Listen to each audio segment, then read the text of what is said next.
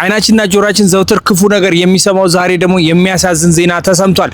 በጅጅጋ የሚገኘው የመድኃኔዓለም ቤተክርስቲያን መፍረሱ እየተነገረ ነው። እንደምታዩት በመቃኞ የሚገኘው የመድኃኔዓለም ቤተክርስቲያን ፈርሷል። በአካባቢው የተገኙ ኦርቶዶክሲያን እንዲሁም ደግሞ የሊቀ ጳጳሱ ሹፌር እንዲሁም የማህበረ ናታኔም ወጣቶች ታፍሰው ታስረዋል። ሌላም የታሰሩ በአካባቢው የተገኙ ምዕመናኖች አሉ። ሁላችንም ይህን መልእክት ሼር ኮፒ ሊንክ እናድርገው፣ ለሁሉም እንዲዳረስ የሚቻለንን እናድርግ። ባለማተቦች ሼር ማድረግ እንዳይረሳ። እጅግ በጣም ያሳዝናል።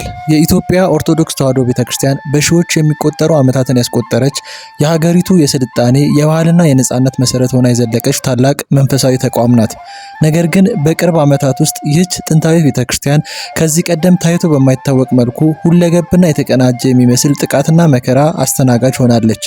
በየጊዜው በልዩ ልዩ የአገሪቱ ክፍሎች የሚፈጸሙ የጥቃት ዜናዎች እንደሚያሳዩት አሁንም ቤተክርስቲያኗና ምዕመኖቿ ከፍተኛ የሆነ የመከራ ጊዜን ያሳልፋሉ።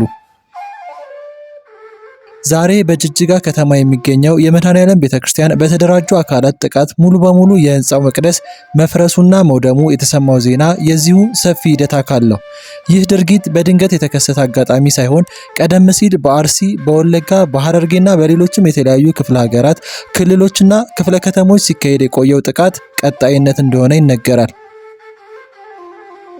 በአርሲ አካባቢ የተጀመረውና በርካታ ንጹሃን ምዕመናንን ካህናትና የቤተክርስቲያኑ መምህራን የተገደሉበት ንብረታቸውና አብያተ ክርስቲያናቱ የወደሙበት ሰቆቃ አሁንም በልዩ ልዩ መልክ በሌሎች የሀገሪቱ አካባቢዎች እየተደገመ ይገኛል። የሚደርሰው ውድመት በህንፃዎችና በቁሳቁሶች ላይ ብቻ የተወሰነ አይደለም። ይልቁንም ትልቁና የሚያሳዝነው ኪሳራ የሰው ልጅ ህይወት ነው።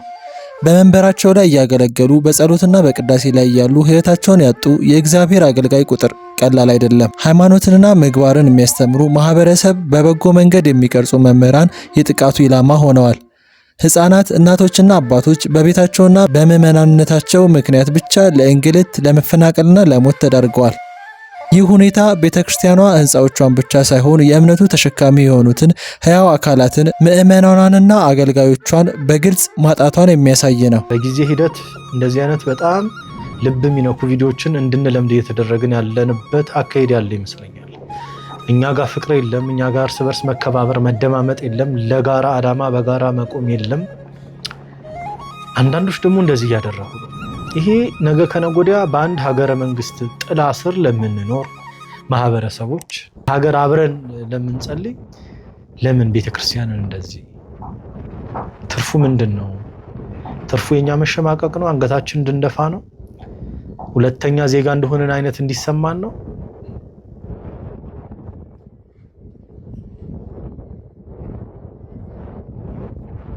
ዛሬ ላይ የኢትዮጵያ ኦርቶዶክስ ተዋሕዶ ቤተክርስቲያን በሁሉም አቅጣጫዎች ፈተናዋ እንደተደቀነባት ይገኛል።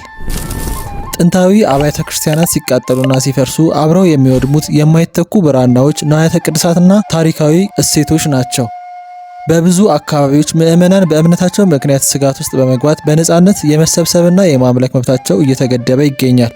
በየአካባቢው ለሚፈጸሙት ጥቃቶች አግባብ ያለው የህግ የበላይነት እንዲረጋገጥና የዜጎች የደህንነት ጥበቃ እንዲጠናከር ተደጋጋሚ ጥሪዎች ቢቀርቡም ችግሩ በዘላቂነት አለመቃለሉ ስጋቱን አጠናክሮታል። እግዚአብሔር መልስ ይሰጣል። አይሰጥም ብላችሁ ነው?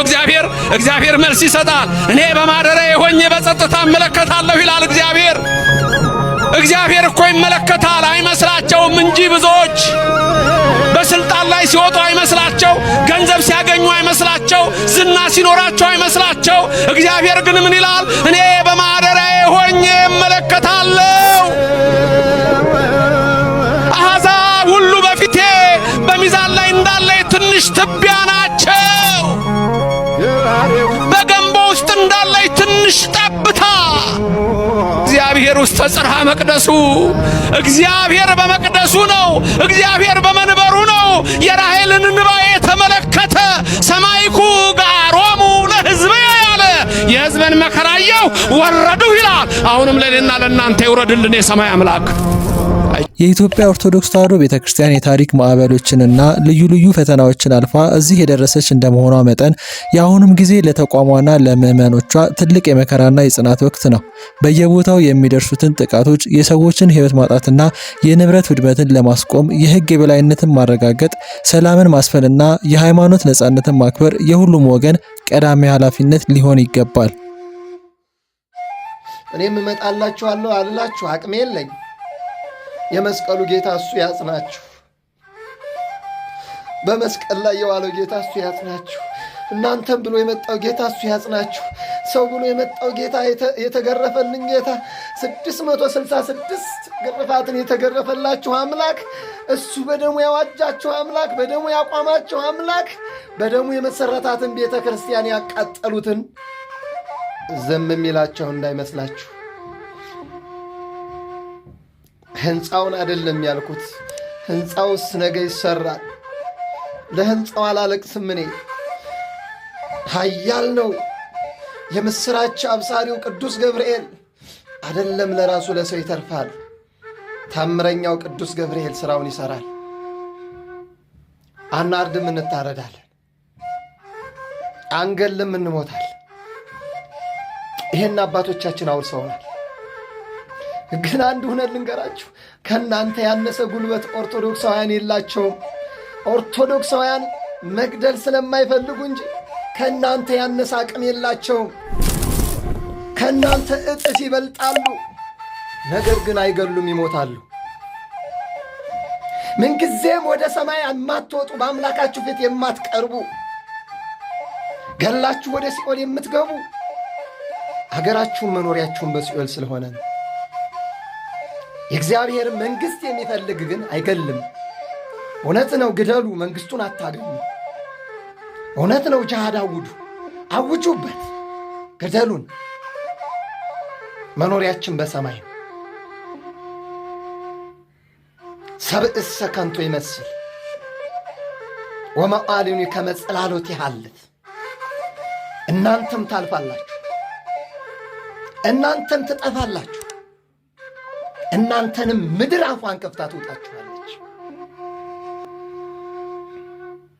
እንኳን ደስ አላችሁ የክርስቲያኑን ደም ስላፈሰሳችሁ፣ ቤተ ክርስቲያን ስላቃጠላችሁ እረካችሁ፣ ደስ አላችሁ። ካህናትን ሰቅላችሁ በገመድ አስራችሁ ቁልቁል ሰቅላችሁ ስላረዳችሁ ደስ አላችሁ። እኛ ግን አሳልፈን ለእሱ ሰጥተናችኋል። እሱ ይበቀላችኋል፣ እሱ ይበቀላችሁ። ኃይላችን እሱ ነው። የመስቀሉ ኃይል ይበቀላችሁ። ሌላ ምንም አቅም የለይ። ክርስቲያኖች አይዟችሁ። ኦርቶዶክሳውያን በእውነት አባቶቻችን ጳጳሳቱ እያለቀሱላችሁ ነው። በዛሬው ጊዜ በእውነት የስተዛሬው ለየት ያለ ነው። የዛሬው ለየት ያለ ነው ከስተዛሬውም። በየቦታው አባቶቻችሁ እያለቀሱላችሁ ነው። ትልልቅ አባቶች እንባቸውን እያፈሰሱላችሁ ነው። እንደኛ ያለው ሳይሆን ትልልቁ አባቶች እንባቸውን እያፈሰሱላችሁ፣ አይዟችሁ፣ ጠንክሩ።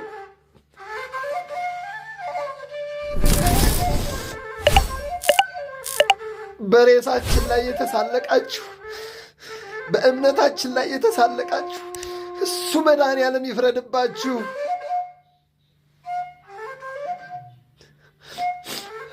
ጽኑ ክርስቲያኖች፣ ጠንክሩ።